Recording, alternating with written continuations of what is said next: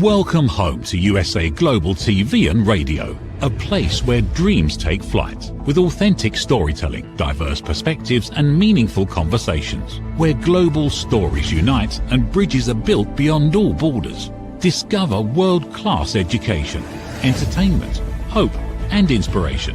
Together, we're building bridges worldwide. Subscribe to our channel, USA Global TV. Download our app, USA Global TV. Be our guest or join our team. Visit usaglobaltv.com. Thanks to our founder and executive producer, Dr. Jacqueline Kerbeck. Music score by Yeffy Tang from Cloud Road Music. Voiceover artist Mike Porter. Creative direction by Paul Garcia. USA Global TV and Radio. Your home for global connection. All rights reserved. This video and its contents are the exclusive property of USA Global TV and Radio. Unauthorized use, duplication or redistribution in any form is strictly prohibited. Your book's finished. Your name is on the cover and nobody's looking. That's the part nobody warns you about, and that's the part that has almost nothing to do with how good the work is. So today we're asking the question every author, every creator, and every person with something worth saying eventually has to face. How do you get seen? My guest today is Mickey Mickelson, founder of Creative Edge Publicity and Publicist of the Year 2024 with USA Global TV. Mickey, welcome to Authentic Achievements. Hi, Kim. Thank you so much for having me. This is an honor, and I look forward to this. I'm so looking forward to it because we've all been in that spot, haven't we? We've created something, we've done what we thought was the hard work. We've kind of got it out of our head and we've got it down on paper or we've got it down on film, whatever it is that we've created. And then what happens? So I know you know all about this. You share with us kind of like why that happens and what people can do about it. Well, it's all about vision and it's all about mindset. And it's all about having a plan in place about what a writer, a creative, anything within the creative industry can do going forward. Because one of the parts, the hardest part is actually getting the product built. Everything else after that is easy if you're willing to have a vision to do that. Okay. I mean, that sounds great. but how do people take those steps? Because I've written a couple of books that are published, and lots of my guests, lots of my audience have also written books or have done podcasts, got TV shows, whatever that is, and they've tried lots of ways of doing it, but they're not really sure how to get started to build the plan. So I know we need to have a plan and then work the plan, but how do they get started in creating that plan, knowing what things to consider? The reality is this, and I hope I answer your question. If I don't, I'll clarify for you. The reality is this. Creatives, and I'm not just talking authors, although that is what I do for the most part, but creatives need to be able to invest in themselves. They need to be able to take risks, and there's a time risk. In some cases, there's a monetary risk. And in a lot of cases, there's a mindset risk because most people are unsure what to do and how to do it. So developing a plan is easy as long as you have a team behind you within that journey. Lots of writers hire me, contract me, traditionally indie, because they're not getting what they need in other areas. And a good way to identify that is to call people, talk to people in terms of brand awareness, marketing, exposure, all of those things. The first step is taking the risk. After that, it gets easier. My opinion. Yeah. And I guess that is the thing, isn't it? Is like, knowing where to get started and knowing who to place your trust in. Because very often people aren't quite sure where to go. And there's lots of people that are on social media saying, come here and we can get your book wherever it needs to be, or we can get you so many subscribers, or whatever it is that is their promise. That it can be a little bit overwhelming for people to know, how do I identify who are the right team to have around me? What is the right investment in my brand, to be able to get my work, whatever that work is, as you say, to be seen and be heard and start those conversations. Well, it's mindset, and I'm glad you brought this up because I think it segues into different points.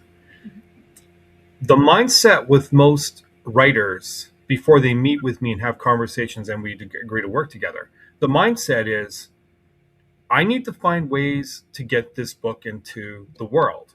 I need to find ways to get this book into the right hands across all levels. And I push back on that. I'm like, that's not what most individuals should be doing. That's what most publicists and most creatives do is they focus on the product. I'm of the different point where you have to focus on the individual and the branding of that person, because not every writer is going to write in the same genre in a lot of cases. Not every writer is going to focus their energies only on one project. Not every writer is just a writer. Some of them are actors, some of them are musicians, some of them are painters, some of them are doing different things. And so I tend to focus on the branding of the individual and cater everything that we're doing around that. That gives us diversification, and it allows us to actively promote backlist as much as we're promoting new release list. Because again, it doesn't matter because we're focusing on the trademark and the scope of that individual and not the product. I love that, because you're right. Lots of people create in more than one genre or have more than one lot of experience, don't they? I mean, even for myself, I've written children's books and I've written leadership books, and that doesn't always sound like that's a very Right. sensible suggestion. But I've been a leader for 35 years and I've been a mum for 10, so there is lived experience that allows Right. you And in your case, Kim, because you brought it up, if I was your publicist and I focused only on your children's books, and that's what we're focusing our energies on promotion on, yeah, how do the nonfiction entities out there in the world know who you are? yeah, It's harder to now segue back to that and try to repitch you for those nonfiction sites. Whereas if we focus on you, it's a lot easier. yeah. And that's Well, what we do. that makes total sense, because I think often I I have a thought. I would love to know your thoughts on it. That from lots of the creatives that I talk to, is often they are concerned that if they make it about them, the work gets lost, and yet they've kind of got to put themselves out there, haven't they? They've got to lead with them, because that's what people buy into. Is to, why are you credible enough for me to want into your product, to me to invest my time, energy, money in purchasing it? Would that be correct? I'm going to answer that with some examples if I can. Perfect. Every major outlet, branding piece, author, creative who are successful always make it about themselves. Stephen King didn't just focus on Cujo when Cujo came out. The Beatles are a brand themselves. Yeah. They had all of these songs. They had Sgt. Pepper. They had Revolver. They put out an album without the word Beatle on the album cover, but it had it on the spine, Revolver being that. And again, the Beatles are the brand. Every major outlet, every major known entity makes it about themselves. And that's how they're successful. So when a reader goes to look for a Stephen King book in the bookstore, the minute they see the Stephen King name on the front, they're buying it. It doesn't matter what it is, how well written or what. It's Stephen King. That's the brand and they're buying it. Just saying. Yeah, no, and thank you for the examples. That really brings it to life, because I think there is that, certainly some of the conversations I've had, there is that kind of like nervousness about making it too much about the person. And you're right. There's got to be enough credibility as to why would you buy it. It's like, if you know about Stephen King, you know what work he does, as you say, you see, you see that on the book, you're going to buy it. I've got a few favorite authors, and it doesn't really matter whether or not when I've read the book it was one of their best. I'm still going to buy it because Exactly. author. So you're like, oh, that's going to be worthy of my time, even if you're a little bit disappointed afterwards. That It's funny, and I'm sorry to interject, but it's funny. I had a conversation with a client last night about this very thing. And they're like, I don't think I should book myself in this podcast because I want to give people other opportunities. I said, now is the time for you to think differently and be selfish, because we're trying to build your name out. And the only way to build your name out is to get you out into the world, regardless of opportunities. So it's okay to be selfish. As a writer, as a creative, it's okay to be selfish with your brand and your awareness. No one's going to look down on that. In fact, it's expected. So just saying, again, just saying, but yeah. Yeah, no, and it's really useful advice, because I think it's almost part of the process people don't think about, or maybe that was just me. I didn't think about it. So I was saying, maybe it's me. Maybe everybody's listening. It's definitely not you. The 90% of the world thinks this way, Kim. Actually, but it was like, actually the work was planning the book, making sure that it was informative and interesting, doing the interviews, pulling all of those bits together, and then I hadn't really thought about what next. It was kind of like, it was, well, I'll do that bit, and then I'll have a plan. And so no. Yeah, it didn't work well. sorry, Kim. I'm so sorry. But it was, I guess at the time I was more into getting the passion for what I wanted to share, getting that out, getting that in something that was credible and readable and usable for people. That I then kind of had it and was like, oh, right, now I need a plan of what I do with this. So I kind of went backwards. And that's one of the reasons I'm so excited to have you on the show, is to help other people not make that mistake. Help other people know now, even if you're writing it, you don't have to wait for the book, do you, to be able to start talking about it and letting people know about what's coming and why you're credible. So actually, it isn't step 2. It should be at least simultaneous. Would that be fair? That is fair. And you know what baffles me? And I'll speak to it from a book standpoint, if I can. You know what baffles me? Writers spend all this time, in some case years, writing this book. They're going through multiple edits. They're paying formatters. They're paying editors. They're paying, hopefully in some cases, in all cases, they're paying book cover designers. They're setting up websites. If they're in indie, they're setting up LLCs to get their book out. And then they hire a publicist like me, and they question what the reach is on the first show that they're able to do. And I'm like, why? Why does it matter? You've spent all this time and all this money and everything else trying to elevate and get this product out, and now you're questioning whether you should go on a show or not, when all you should be really doing is try to build up your brand. And if the show only has 5 views, great.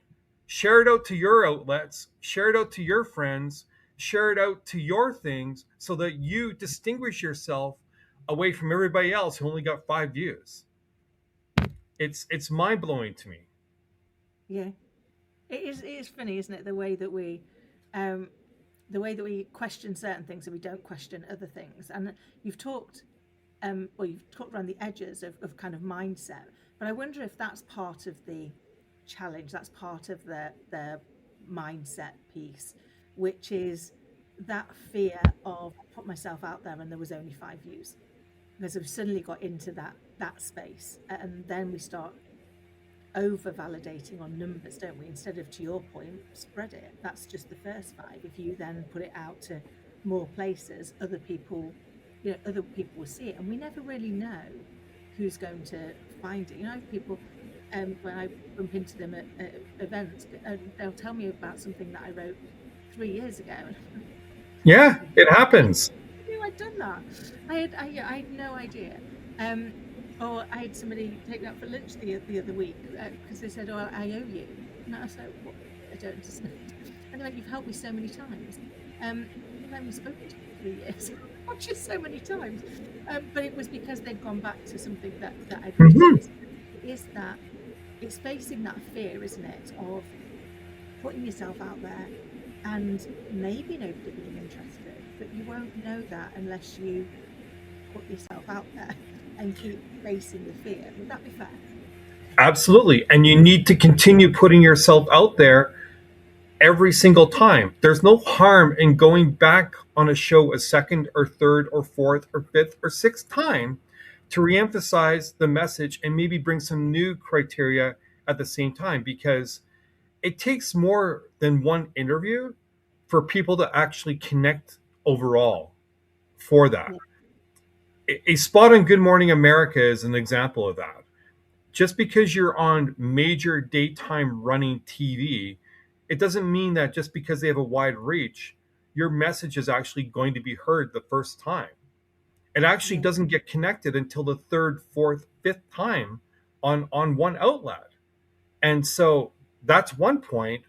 The other point is search engine optimization is a thing. And the more times you do stuff, the more times it shows up in your Google search.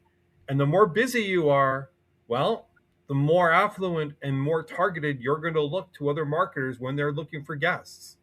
So, yeah. Makes total sense, and it is that continuous facing that fear and getting your message out, and also it has to be, to your point, third or fourth time before it resonates. And I often think as well, the person it resonates with has to be in the right point to receive it. So they could have 100%. watched the same thing 100 times.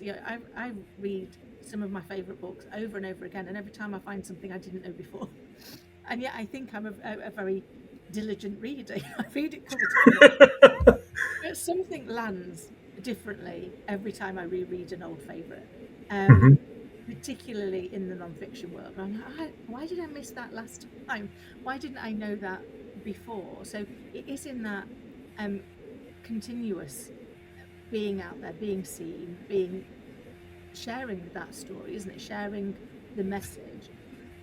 And I guess having a publicist, it's about helping you make that story compelling. Would that be fair?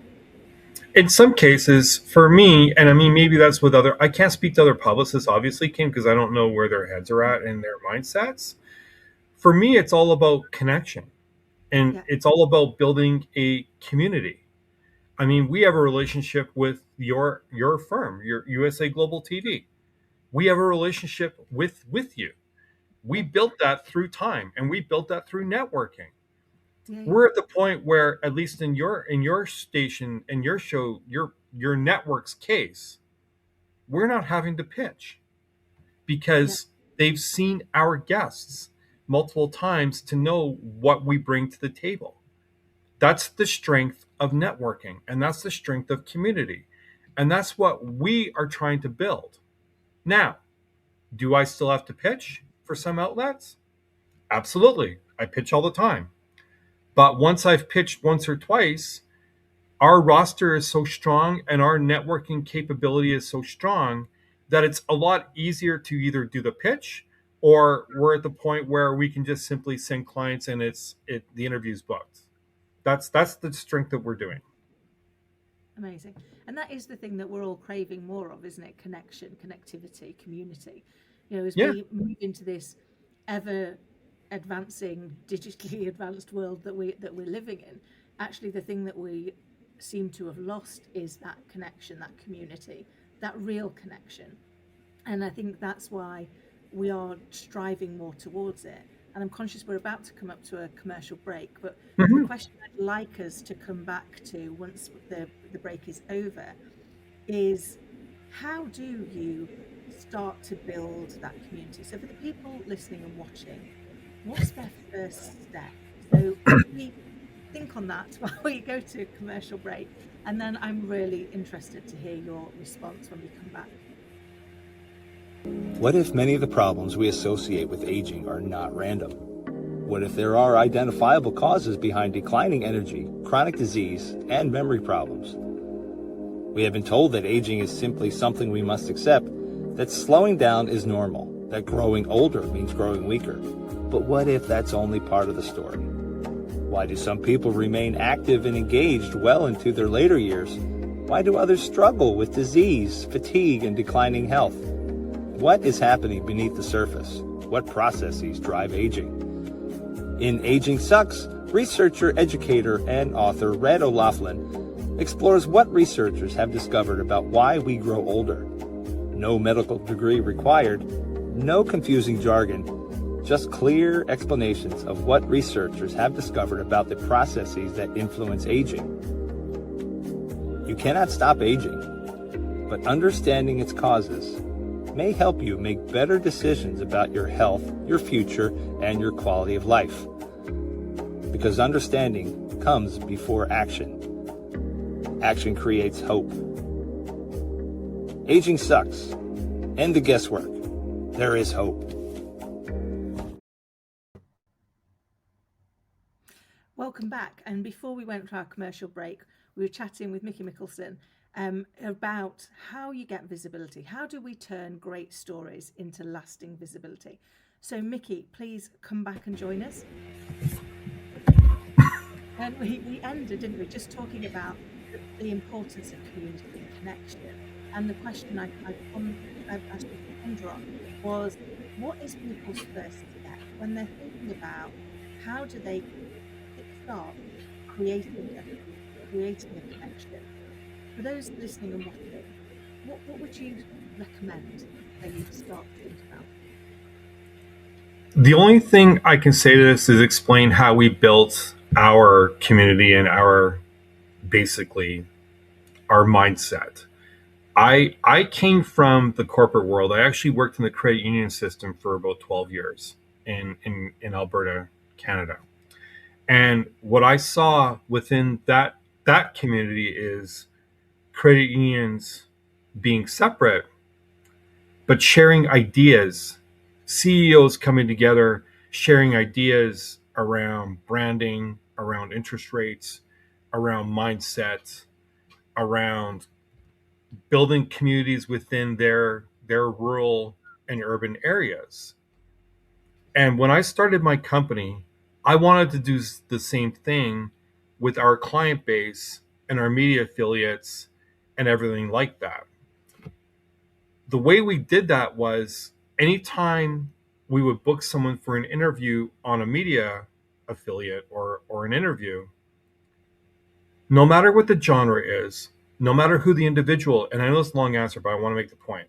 No matter who the individual is, no matter what they write in, no matter what their skill set is, that interview should have certain parameters in terms of quality, personability, and just overall interest. And we've done that. Anytime one of Creative Edge's authors go on a show, you could be assured that they're going to put on the best branding level possible, and they're going to share it out in most cases. We've worked really hard around all of those things. And that's one aspect of building a community. The second aspect is a sense of belonging within the organization. And that's our authors believing in each other, supporting each other, and in a lot of cases, developing ideas together. We have quarterly Zoom calls with our teams to get aligned on different things. That's one aspect that we're doing. So these are all things on how you build a network community. I love that.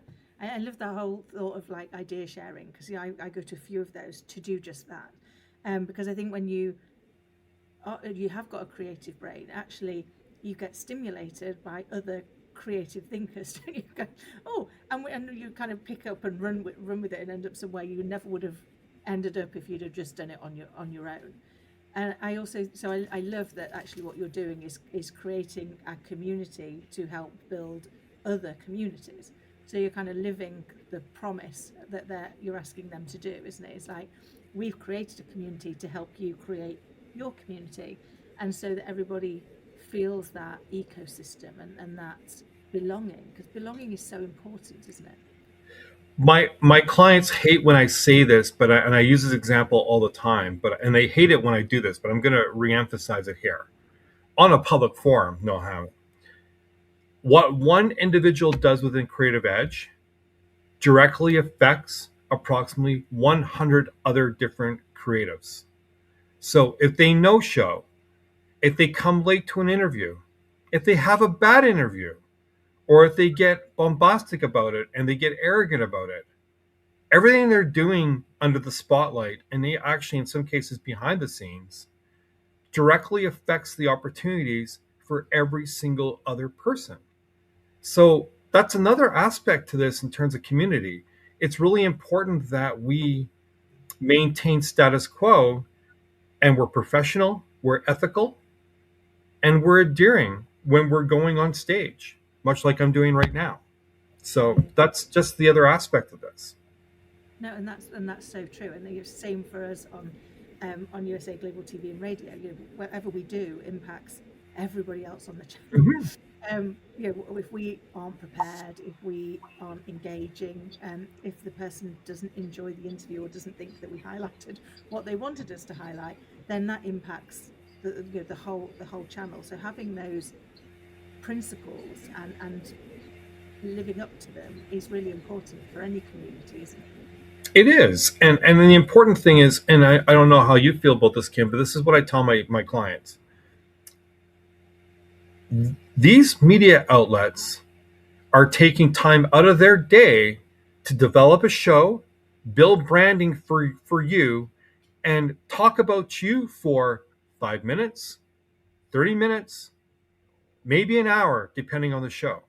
And they get to showcase you for that time at no other cost to yourselves other than time and, well, paying me my fee for setting it up. But you get a platform to talk about your branding for as long as you want within that time span.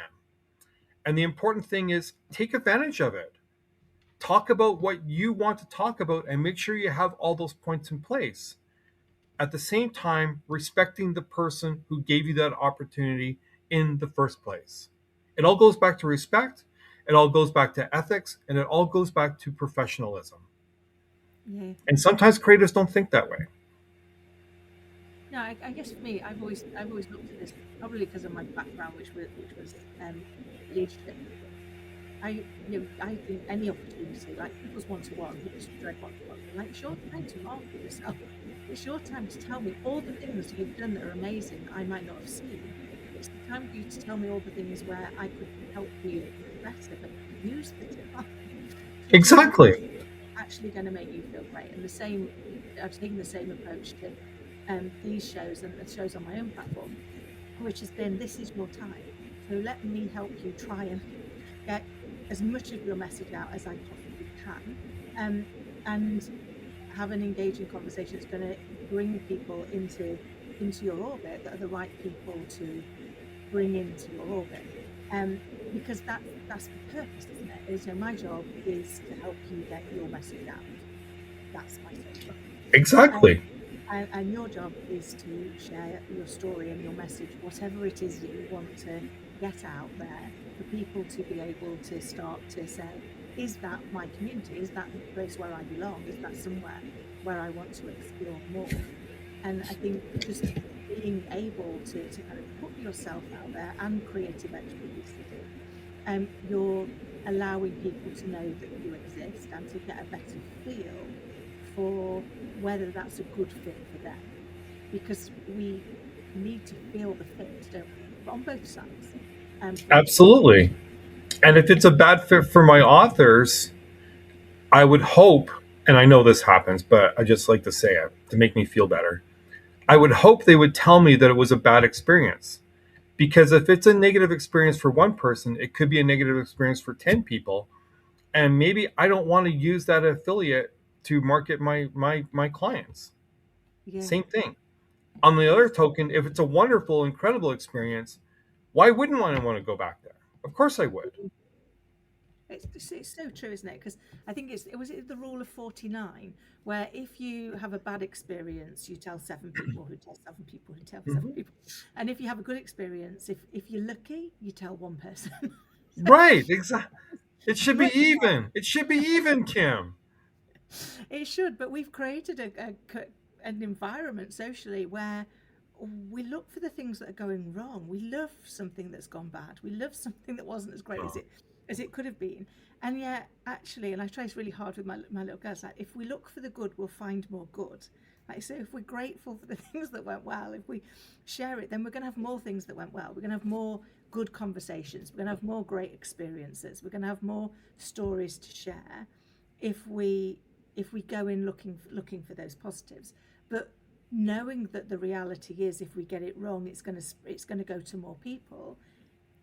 For me, keeps me on my toes to make sure that I do my best to not make it a bad experience, and to make sure that the guest feels listened to, heard, and respected.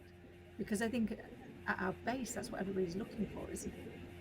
You know what I think it is, Kim? I think that's why we always date the wrong people in high school, because we always want the bad person instead of what's actually good for us. And and we don't get to see the good until we're mature enough to realize it. It's the same thing with this. It's so true. And I think there's also a camp of believing if you're extra good, you can find the good in everybody. You know, I Yes. fall through that camp. Yes. I think there is. You know, in everybody there is light and dark. You just have to look a little bit harder sometimes. You have to find either that is really dark and you don't need to go there, or the light's in there. I love that. I love that. That's awesome. But I think it's how we pull all of those bits together, isn't it? And how we continually learn from the experiences that we have. Because I believe everybody that we meet for a reason. And Absolutely. Some of them are to teach us something. Some of them are to help us grow in a different way, and some of them are here for the duration. But we sometimes try and make everybody fit one of those camps. They're not always there for that. You know, I try to explain this to my little girl with their whole, some friends are leaves and they're there for a season, some are the branches and they're there for a reason, and some are the trunk and they're the roots and they're there for life, because not everybody's everything. And I think that's true when we're building community, isn't it? Certain people will fit the community for a while but won't be there forever, and others, they'll have found their roots. It will be the thing that inspires them forever. Would that be fair? It is fair, and everything is a journey. Okay. Even the client publicist relationship is a journey. In some cases, if they only want a certain platform, that journey is going to be 3 months. I personally like to have the journey longer, and the journey doesn't end until media tells us that the trip on this product, this whatever, it's sailed. So it's all a journey, always. I love that. I believe that to be true of life. You know, we get hung up on the destination and forget to enjoy the journey. And Absolutely, 100%. Yeah, it's like if we're truly present to the journey, we enjoy every day instead of mythically putting it off to when this happens, when I get there, then I will have arrived and it will all be good. It's actually, it's what we learn along the way, isn't it? It's what we meet along the way that enriches the journey and sometimes changes the destination. In the media world, in my opinion, for creatives, the journey never ends. You simply do go on different destinations and you pivot along the way as to how you're traveling. That's my opinion. Yeah, no, I can absolutely see that from the creatives that I have the pleasure of interviewing on this show and on other shows. It's that constant, almost reiteration of every part of the journey teaches them something else, or sparks a different idea, or generates a different thought.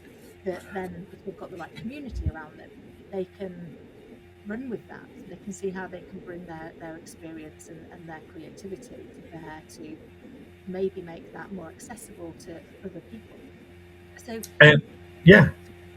No, I was just going to say, and honestly, the creatives that choose to walk through their journey rather than travel by airplane actually are very much more selective and successful. I love that. That is a great analogy, because we do live in a world, don't we, where we want it yesterday. Yeah, it's not a marathon, it's definitely a sprint. Yeah, Yeah. and we need to do this correctly. So can I ask you, Mickey, who is it that you would like to get in touch with you? How can they get in touch with you?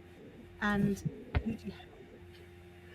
I always want to work with creatives, and it doesn't matter if they're traditionally published or they're indie published or they're a musician or they're an actor or they're a business level or whatever.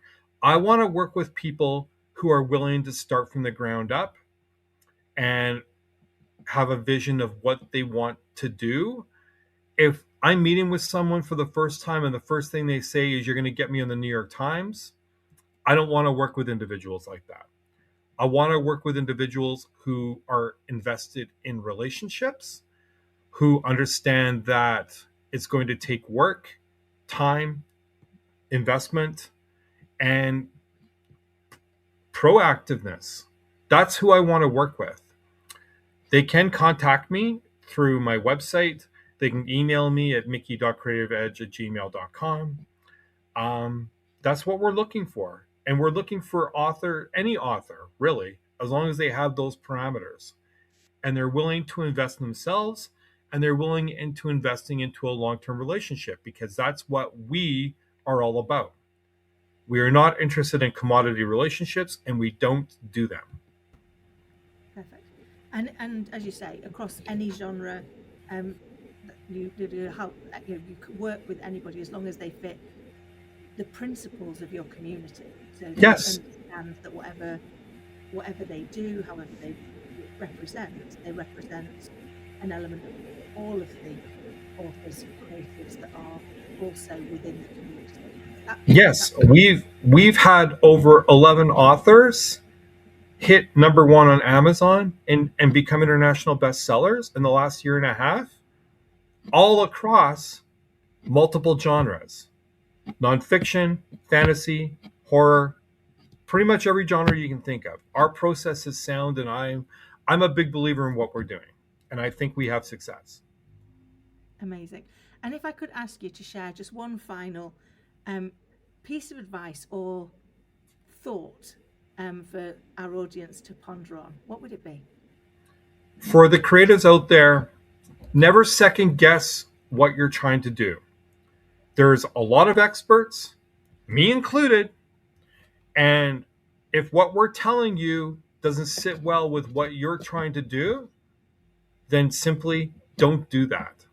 Have confidence, have faith, have a belief in what you are trying to do, and run with that, no matter what people say to you.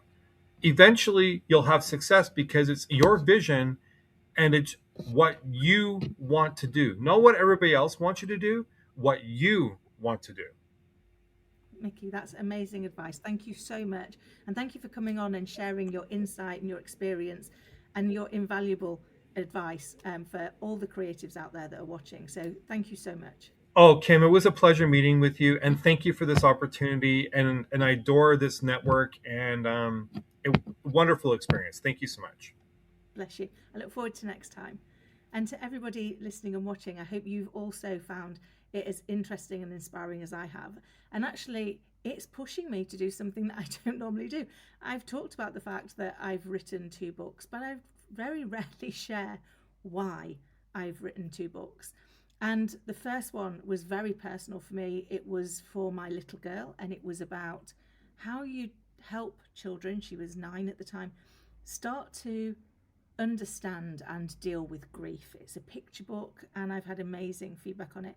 And the second is more around kind of what I do for a living, which is leadership, which is making sure that in this world, as we continue to grow and evolve, actually judgment is becoming the most important skill we can gain, that we can garner, which is how do we take all the information that's coming at us and have the right judgment to make the right call. So if any of those books sound like something that you'd be interested in, I'd be delighted to hear your feedback on them. And until that's the end of the show. So thank you so much for giving us your time and giving us your listening for the last 40 minutes. And I look forward to next time.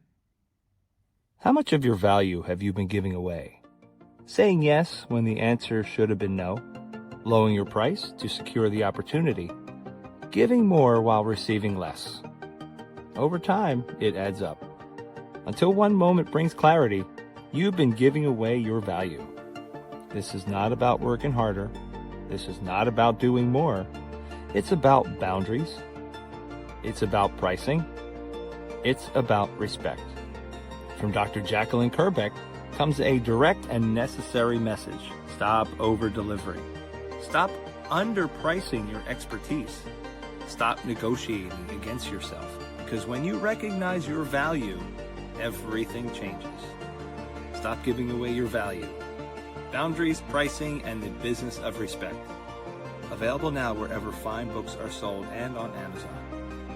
A film by USA Global TV and Radio. Executive producer Dr. Jacqueline Kerbeck. Videographer and cinematic production Paul Garcia. Voiceover by Ed Wargas. Stop giving it away. Start owning it. Every great story begins with a vision. At USA Global TV and Radio for years, we've been providing world-class education, entertainment, inspiration, imagination, connections, and hope. Most people don't stay to watch the outro or the credits, but it's the people behind every success, behind every breakthrough, and behind every unforgettable story who matter. The TV show hosts, our guests, our sponsors, our publicists, our production team, our distribution team, our search engine optimization team, and so many more. You're the ones who make the difference. Every great story belongs to the people who bring it to life. Our future looks bright at USA Global TV and Radio, and that's because of you, our loyal fan base all around the world in more than 60 countries. Together, we're making a difference because you matter. USA Global TV and Radio, live streaming to over 60 countries. Voiceover, Dr. Jacqueline Kerbeck. Video production and direction, Paul Garcia. Subscribe to our channel, USA Global TV and Radio on YouTube. Thank you, viewers and listeners of USA Global TV and Radio, for joining us today. We're honoured to have your time and attention as part of our global community. At USA Global TV and Radio, we believe in the power of authentic conversations, meaningful connections, and creating a world of possibilities together. Want to be part of something bigger? Join our team of elevated listeners at usaglobaltv.com, a space where your voice matters and your ability to listen transforms relationships. Stay connected with us across all our platforms for thought-provoking discussions, expert insights, and empowering stories. Subscribe to our channels at youtube.com/c/USA Global TV. Follow us on social media and explore the endless opportunities we're creating for growth, learning, and inspiration. Together, we're not just broadcasting, we're building bridges and changing lives one conversation at a time. For inquiries, contact us at info@usaglobaltv.com. Produced by Executive Producer and Director Dr. Jacqueline Kerbeck. Voiceover by Mike Porter. Creative direction by Paul Garcia. All rights reserved. Visit usaglobaltv.com to view our full terms and conditions.